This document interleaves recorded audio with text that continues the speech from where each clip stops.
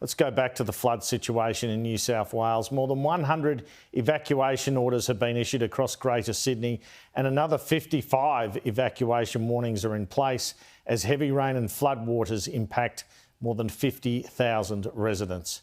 A state of natural disaster has been declared in 23 local government areas in New South Wales, ensuring flood-affected residents across Sydney, the Hawkesbury, Central Coast and Illawarra are eligible for disaster payments. The flood threat is not expected to be over for some time as a second blast of torrential weather looms heading north, and that's expected to impact the state's mid-north coast and Hunter region. Prime Minister Anthony Albanese has touched down in Australia this afternoon and will visit flood-hit areas of Sydney tomorrow alongside New South Wales Premier Dominic Perrottet.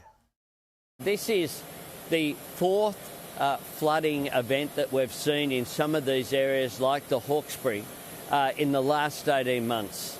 And my heart goes out to people who've suffered again and again and again and again. And for many of those communities, they were also impacted by the bushfires. Well, the New South Wales Premier Dominic Perrottet is warning the flood crisis is far from over, with some residents experiencing their worst flood in 40 years. Julia Bradley on the ground for us in Windsor in Sydney's northwest. Julia, what can you tell us about the situation there? Well, Andrew, the river level is actually at its highest point since 1978, the Hawkesbury River, that is. Here in Windsor, the residents here, they're really no strangers to floods.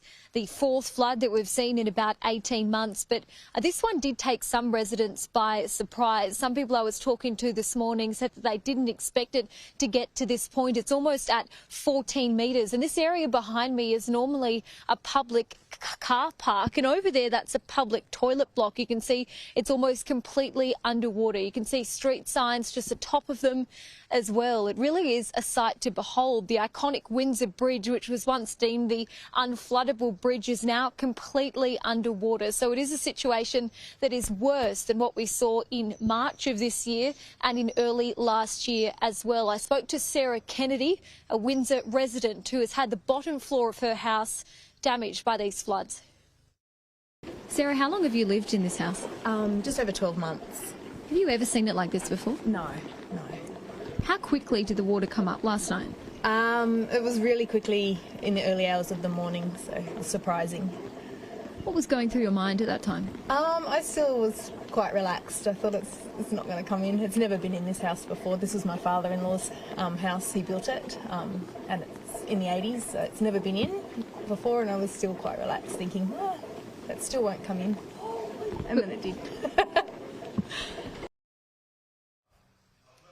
Earlier today, my cameraman Brendan and I were given a first-hand look at the devastation caused by these floodwaters. We jumped on an SES rescue boat and headed out to Wilberforce, which is over the other side of the Windsor Bridge. There are quite a number of residents who've been cut off by floodwaters, so the SES have been doing crucial drops of medical supplies, and that has really been the crux of their work today, along with rescues, of course, that they're having to do as well. It's dropping those essential supplies to residents in need. I caught up with Frank, who was one of the drivers of that rescue boat. Here's what he had to say. I've been here to two other events when the floods this year, but this is the highest I've seen it, yeah. There are also quite a number of community groups out on the ground helping residents impacted by these floods. I caught up with a volunteer from the Hawkesbury Helping Hands organisation. They get donations from Woolworths, from Coles, they collate them, and then it's up to the SES to drop those parcels to people in need. We've already sent 8 bags up to Upper Clennell for people that we know are isolated. SES has organised that, and they'll come back with us to us with lots of other requests. So this is actually the worst flood that this community has seen in 44 years. There is disaster funding available for residents in this community. It's going to be a long road ahead. The clean-up will be immense, and as we know, forecasters are warning there's even more rain on the way, but that is expected to hit the mid-north coast. Thanks, Julia.